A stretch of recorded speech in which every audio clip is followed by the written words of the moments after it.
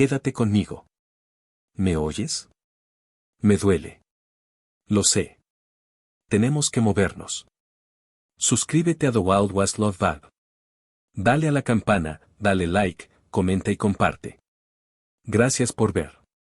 El viento otoñal llevaba el aroma de la salvia moribunda a través del territorio de Montana mientras Josiah Mercer cabalgaba su yegua castaña a lo largo del lecho del arroyo, revisando las cercas que parecían extenderse hacia la eternidad. Tenía 34 años. Un hombre tallado por la soledad y el trabajo duro con manos callosas por la cuerda y piel curtida por el clima que contaba historias de estaciones pasadas bajo cielos implacables. Su rancho estaba a 12 millas del pueblo más cercano, una distancia que prefería, porque la soledad se había convertido en su compañera más cercana. Desde que perdió a su esposa por fiebre 3 inviernos atrás, la yegua relinchó de repente, sus orejas erguidas hacia un grupo de álamos cerca del borde del agua. Josiah tiró de las riendas, sus instintos agudizándose al notar algo oscuro contra la hierba dorada, algo que no pertenecía al paisaje natural. Desmontó lentamente, sus botas crujiendo contra las hojas secas mientras se acercaba. Lo que encontró detuvo su corazón en frío dentro del pecho. Una mujer yacía arrugada en el suelo como una muñeca de trapo descartada, su vestido rasgado y manchado con sangre que se había secado en un color óxido contra la tela. Su rostro estaba hinchado más allá del reconocimiento, moretones morados pintando sus pómulos y mandíbula. Su cabello oscuro enmarañado con suciedad y sangre seca se extendía alrededor de su cabeza como un halo trágico. Por un momento terrible, Josiah creyó estar mirando un cadáver. Entonces ella gimió. El sonido fue tan tenue, tan frágil que podría haber sido el viento mismo si no fuera por el leve movimiento de sus labios agrietados. Josiah cayó de rodillas junto a ella, sus manos temblando mientras apartaba con cuidado el cabello de su rostro dañado. ¿Me oyes? Su voz salió más ronca de lo que pretendía. Oxidada por días de hablar solo con el ganado. Señorita, voy a ayudarte. Sus ojos se abrieron revoloteando, revelando iris del color de hojas primaverales. Y en ellos, Josiah vio un terror tan profundo que se metió en su pecho y apretó su corazón. Ella intentó alejarse de él, pero su cuerpo se negó a obedecer, logrando solo un movimiento de arrastre patético que desgarró algo profundo dentro de él. Tranquila ahora, dijo suavemente, suavizando su voz como lo hacía con animales asustados. No te haré daño. Lo juro por la tumba de mi madre. No te haré daño. Esos ojos verdes buscaron en su rostro, buscando la mentira, buscando la amenaza. Al no encontrar ninguna, finalmente dejó de luchar, su cuerpo cayendo flojo por el agotamiento y la rendición. Josiah se quitó el abrigo y lo envolvió con cuidado alrededor de su forma temblorosa. Cuando la levantó en sus brazos, apenas pesaba nada, y podía sentir sus huesos a través de la tela delgada de su vestido arruinado. Quienquiera que hubiera hecho esto no solo la había golpeado. La habían matado de hambre primero. El viaje de regreso al rancho tomó casi una hora, y Josiah la sostuvo contra su pecho todo el camino, sintiendo cada respiración superficial que tomaba como una oración respondida. Ella iba y venía de la conciencia, a veces murmurando palabras que él podía entender. A veces llorando en silencio con lágrimas que trazaban caminos limpios a través de la suciedad en su rostro. La llevó a su modesta cabaña y la acostó en su propia cama, luego cabalgó duro al pueblo para buscar al Doc Patterson. El anciano médico llegó 2 horas después, su rostro volviéndose más sombrío con cada lesión que catalogaba.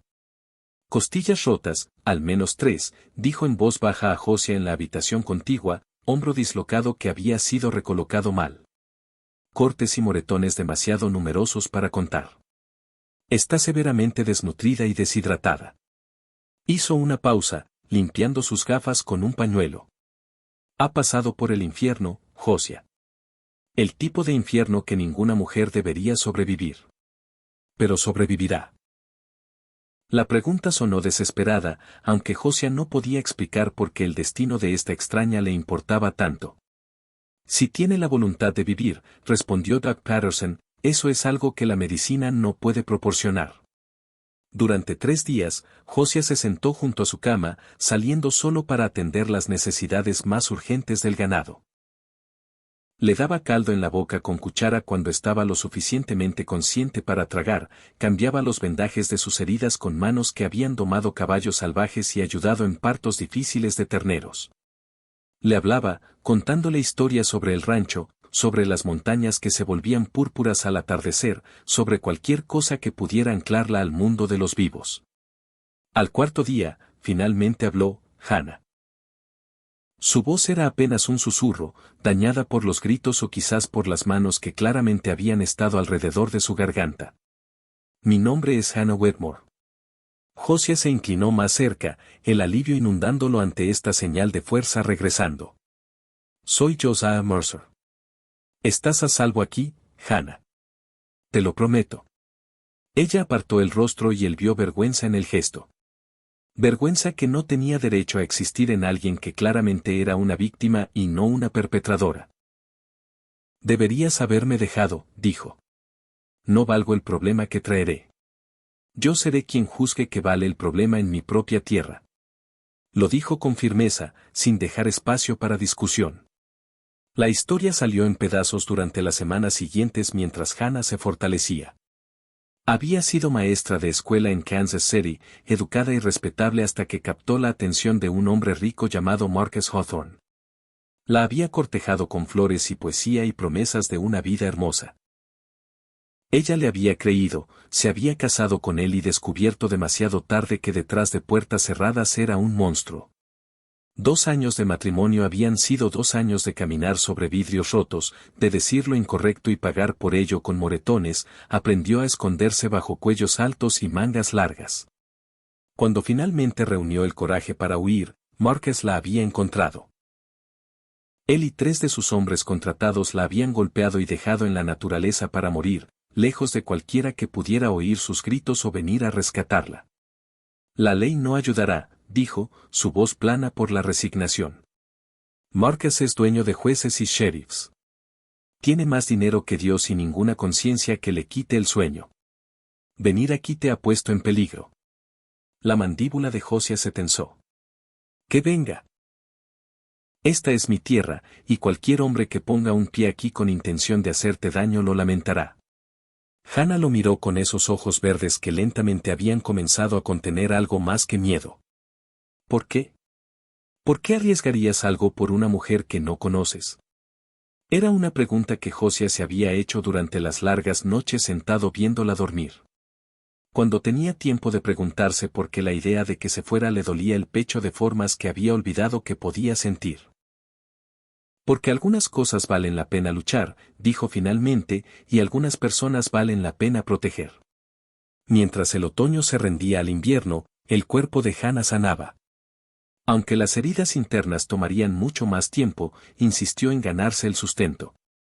Tomando el control de la cocina y la limpieza, trayendo orden a una casa que había conocido solo el descuido de soltero durante 3 años, su presencia transformó la cabaña de formas que Josiah no había anticipado. Cortinas aparecieron en ventanas que habían estado desnudas, flores silvestres secas y preservadas sentadas en un frasco sobre la mesa. El olor a pan fresco reemplazó el vacío que había llenado esas habitaciones desde la muerte de Rebecca. Pero fueron los momentos tranquilos los que más cambiaron a Josiah. Tardes cuando se sentaban junto al fuego y ella leía en voz alta de libros que había tomado prestados del pueblo. Mañanas cuando la sorprendía cantando mientras trabajaba, su voz vacilante al principio y luego creciendo más fuerte cuando pensaba que nadie escuchaba.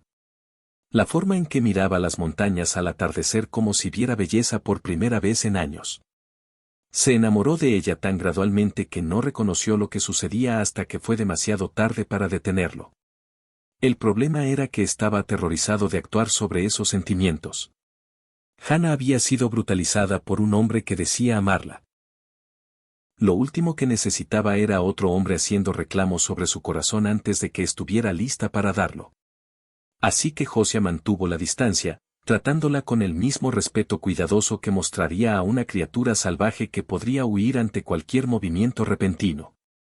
Hannah, por su parte, observaba a este gigante gentil con creciente asombro. Había creído después de Marcus que nunca confiaría en otro hombre mientras viviera. Sin embargo, José había probado que esa creencia era errónea con cada gesto paciente, cada palabra amable.